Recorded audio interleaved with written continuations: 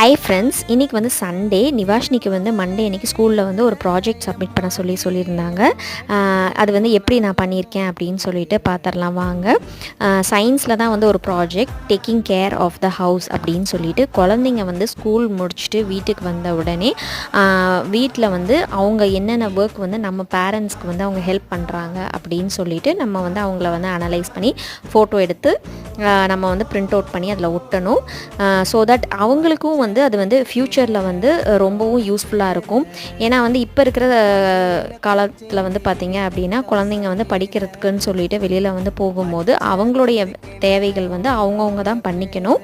So அதனால் சின்ன வயசுலேருந்து நம்ம வந்து அவங்கள வந்து கைட் பண்ணி வளர்க்குறது வந்து ரொம்பவும் வந்து அவங்களுக்கு ஃப்யூச்சரில் வந்து இதாக இருக்கும். ஸோ அதனால தான் வந்து taking care of the house அப்படின்னு சொல்லிட்டு அவளுக்கு வந்து ஒரு சாப்டர் இருந்தது சயின்ஸில்.